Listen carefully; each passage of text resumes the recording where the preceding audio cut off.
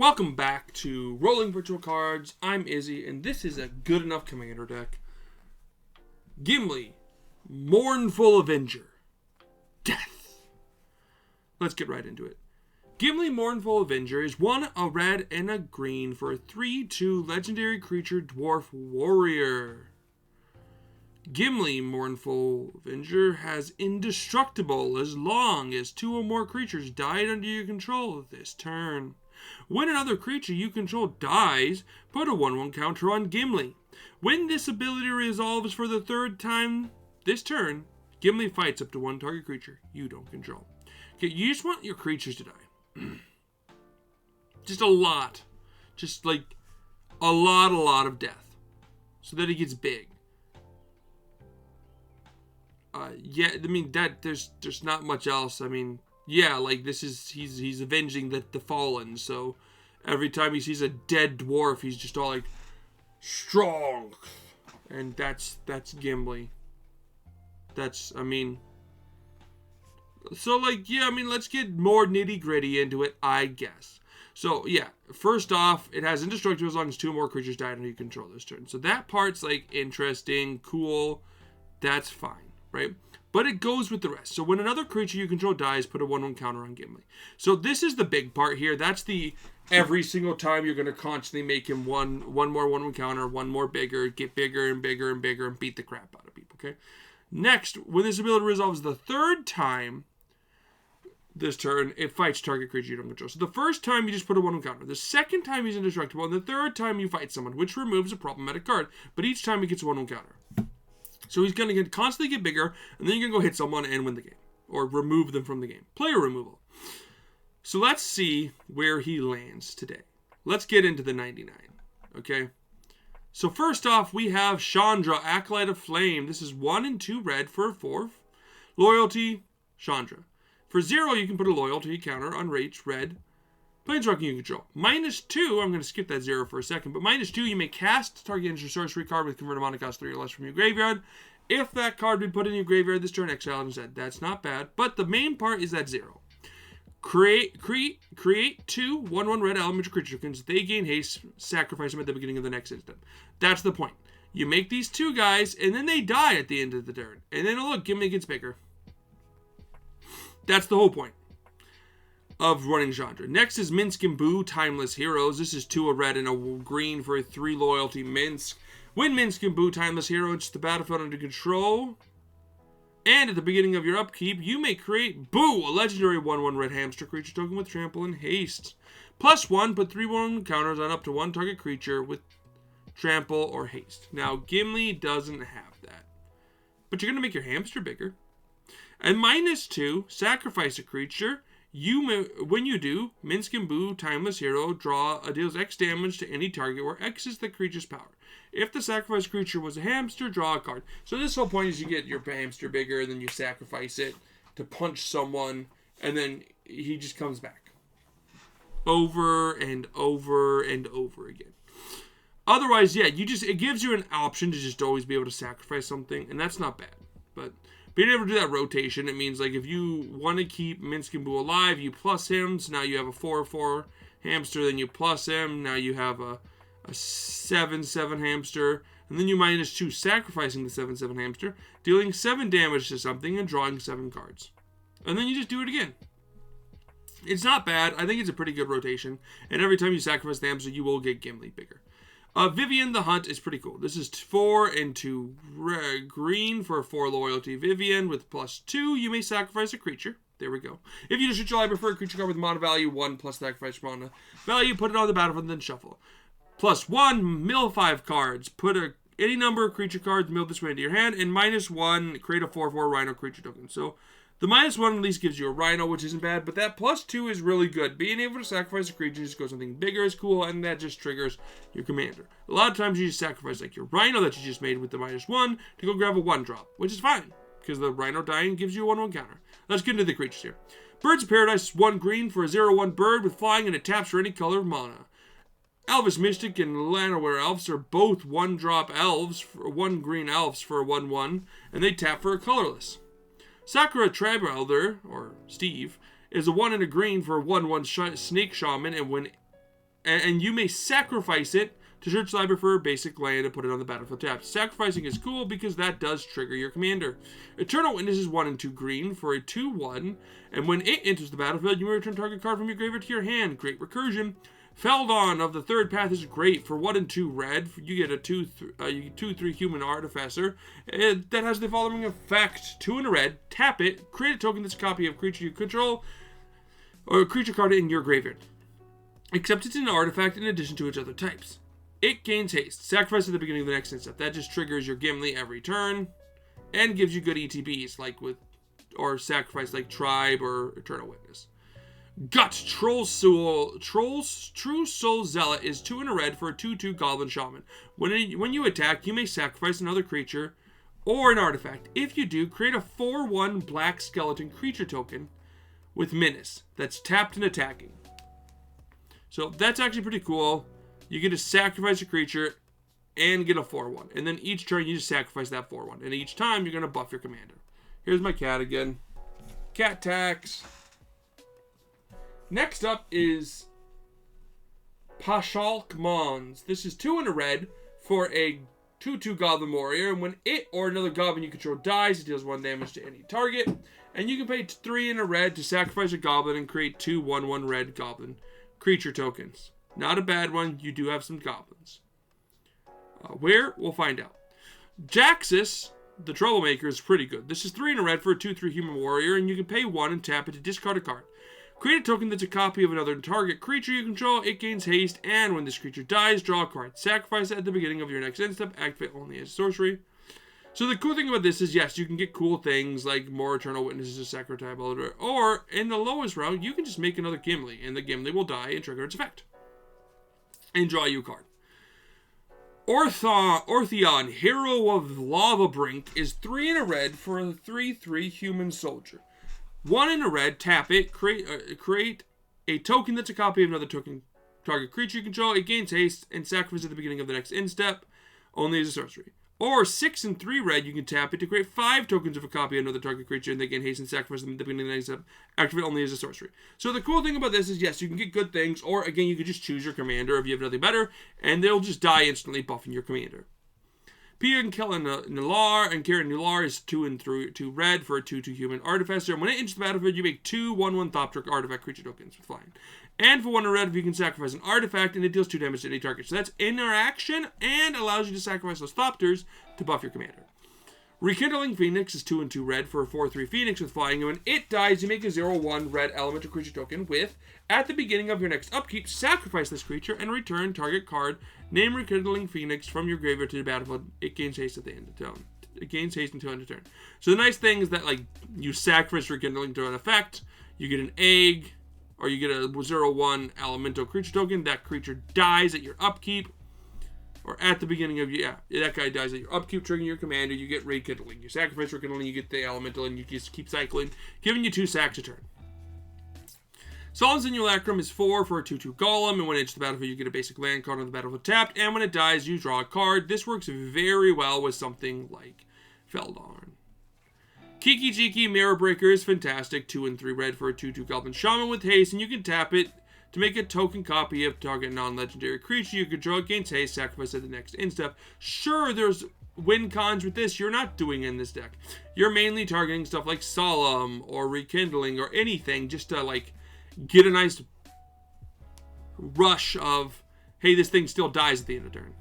And Perforos Bronze Blood is pretty cool, 4 and red for a 7/6 God. With Indestructible, as long as its devotion to red is less than 5, it isn't a creature. Other creatures you control have haste, which is very useful. And for 2 and a red, you may put a red creature card or an artifact card from your hand to the battlefield, sacrifice at the beginning of the next end step. This is pretty cool, because it just lets you get you, like, Kiki out faster. And then, yeah, you sack it, which still triggers your commander. Siege Gang Commander is 3 and 2 red for a 2/2 Goblin, and when it enters the battlefield, you make 3 2/2 red Goblin creature tokens, and for 1 and a red, you can sacrifice Goblin to deal 2 damage to any target. Again, pretty useful. But one of my favorite cards in the deck is Whisperwood Elemental. For 3 and 2 green, you make a 4/4 Elemental. At the beginning of your end step, manifest the top card of your library, which means you just take your top card, put it on the battlefield face down as a 2/2, and you may turn it up face up at any time if it's a creature. Now you can sacrifice Whisperwood Elemental until end of turn, face up non-token creatures you control game. When this creature dies, manifest the top card of your library. You do that in response to a board wipe, so you get a lot more things. But those manifests can be sacrificed, which is pretty useful. Next is the sorceries. Faithless Looting is one red for a sorcery. You draw 2 cards, discard 2 cards, and it has flashback for 2 in a red. I think this card's pretty decent in lower color decks.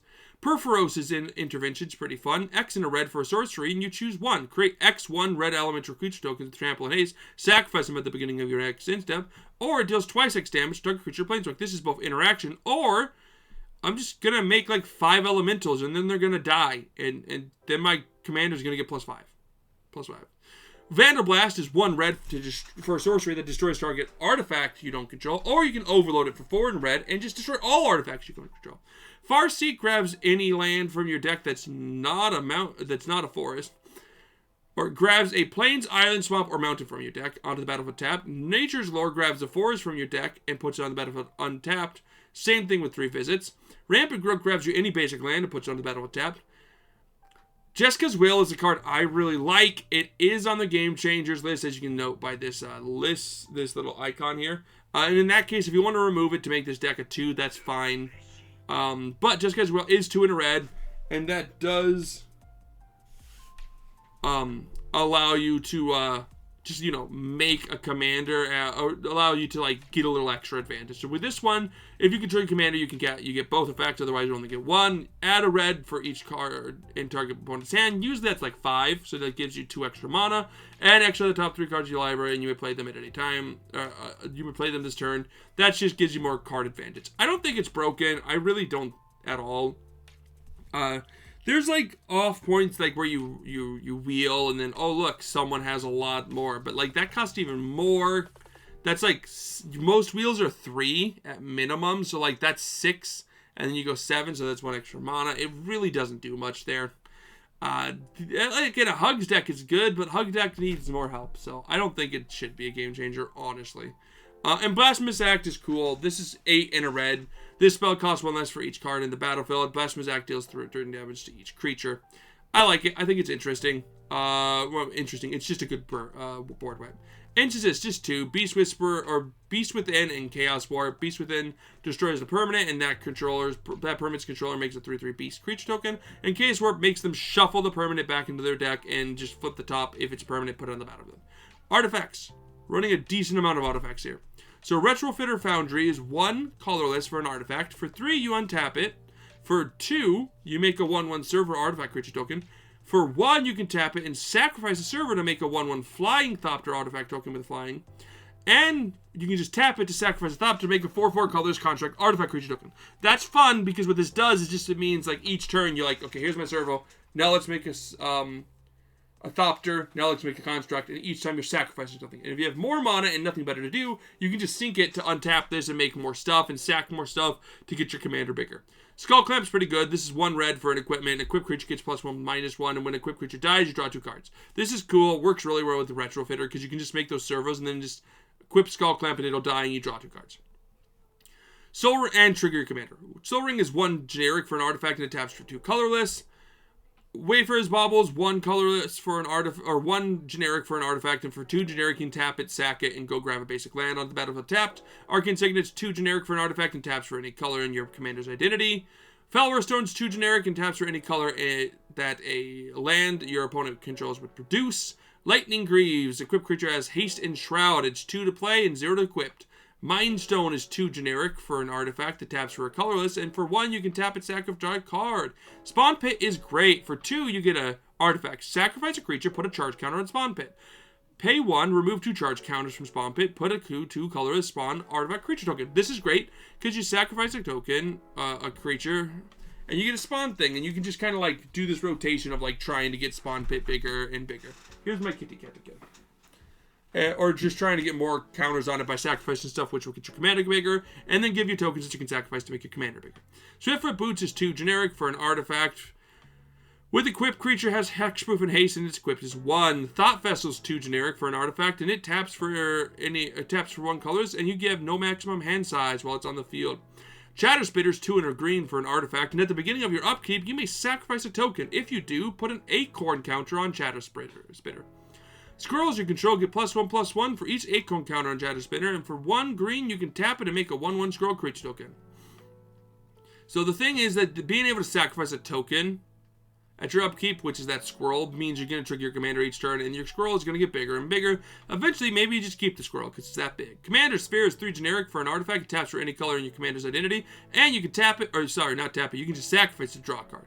Urbrecht's Forge is great. This is 2 and a red for an artifact, and at the beginning of a combat on your turn, put an oil counter on Urbrecht's Forge. Then create an X1 red Phyrexian Horror creature token with trample and haste, where X is the number of oil counters on Urbrecht's Forge. Sacrifice that token at the beginning of the insect, and so that means when it dies, your commander gets bigger. Birthing Pod's good because 3 and a Phyrexian green for an artifact that you can pay 1 and a Phyrexian green to just tap it, sacrifice creature. Search the library for a creature with converted mana cost 1+. That sacrifice creature's converted mana cost and put it on the battlefield. Then shuffle your library. Activate this ability only 1 as a sorcery. So the cool thing about Birthing Pod is it does the same thing as the Vivian does. It just gives you a way to sacrifice your tokens to get a 1/1. So, or 1 drop, which is kind of cool. Trading Post is fun too. 4 generic for an artifact. You can pay 1 to tap it to discard a card and create a 4 and gain 4 life. But you can also tap it and pay a life. You can pay 1 and tap it and pay a life and make a goat. Sacrifice the goat. Goat sacrifice.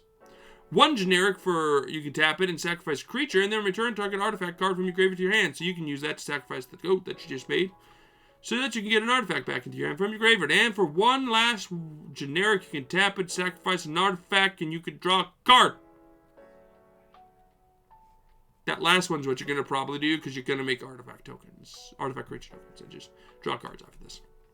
Enchantments. Let's get into those. Determined Iteration is 1 and a red for an enchantment. At the beginning of combat on your turn, populate. The token created this way gains haste. Sacrifice at the beginning of the next instant. That's fine. You make a lot of tokens, get some haste tokens. They die, your commander gets bigger. Evolutionary Leap is 1 in a red, or 1 in a green for an enchantment. You can pay it and pay a green and sacrifice creature. Reveal cards from the top of your library to reveal creature. Put that card in your hand, the rest in the bottom of the library. That's fine. Sacrifice your token and just go grab another card randomly. And Fungal Plots is pretty good. This is 1 in a green for an enchantment. If 1 in a green, you can exile a creature card from your graveyard. And if you do, you make a 1/1 green sapling creature token. And you can sacrifice 2 saplings to gain 2 life and draw a card. You might say you're not running a lot of creatures. That's fine. It'll still work. You only have to exile 1. Awakening Zone's pretty good too. For 2 and a green, you make an you get an enchantment with at the beginning of your upkeep. You may pay 0. You put a 0/1 Eldrazi spawn creature token on the battlefield. It has sacrifice this creature. Put a 1.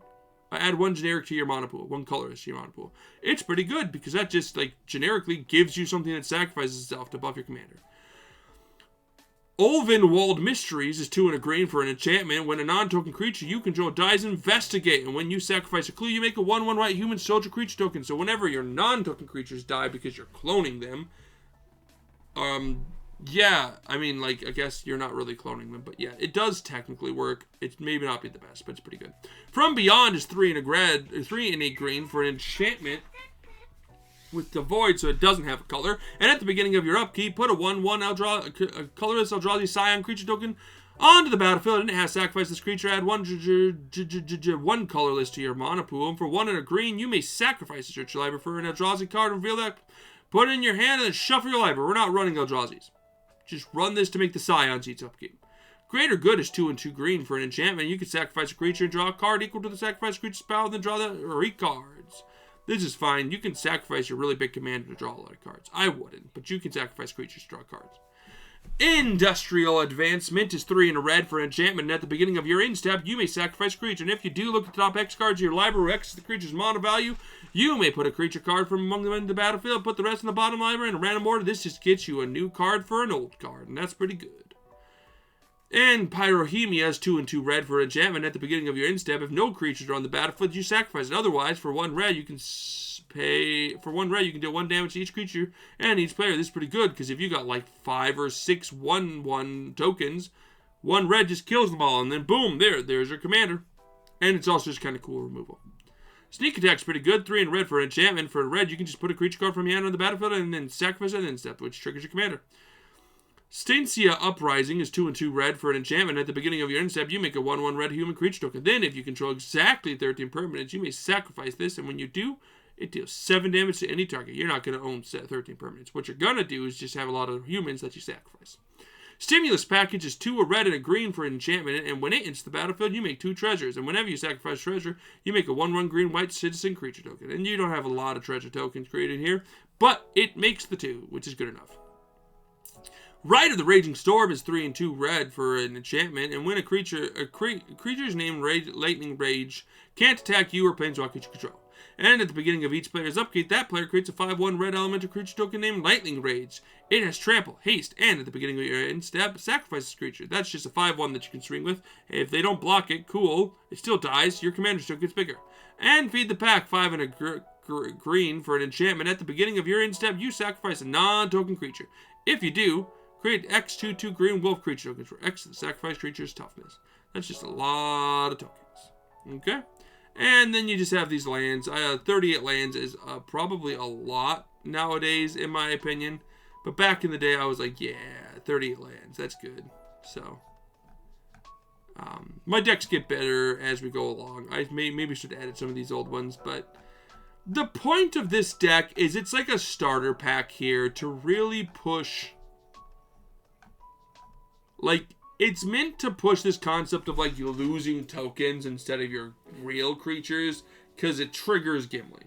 So you can run more cards that really, like, just sacrifice a bunch of elementals at your instep and really buff Gimli to a cool peak. I'm running a lot of fan favorite cards that really just help you push that notion of, like, yeah, let's just keep producing more cards, right? Like, Chandra does that, but, like, Minsc and Boo is popular and really gives you that cool, like, creature and allows you to sacrifice stuff. And, like, Feldon is really good, especially with, like, Tribe Elder or Eternal Witness. And that just really helps you keep seeking stuff. And Gut's pretty good because you can sacrifice one of your tokens to make a different token. Jax's gives you more stuff with that. Like, even Jax's making a copy of PNLR will give you a copy of this. Like, this is great to copy, because even though the token copy will die, you still get those 2 tokens. So there's a lot going on here where the synergies kind of work. You just kind of have to, like, roll with it. In my playtest, it really pushed it. I think this deck, as I always say, is good enough. It's a good enough start point. You build off of it, you can probably find newer cards or more things that you like. But if you like Gimli and you liked this scene where he was mourning his fallen brethren, I think this is a really cool commander, really showing his strength as a character. So, let me know what you think down in the doobly-doobly-doo about Gimli, Mournful Avenger. Don't forget to subscribe. Peace.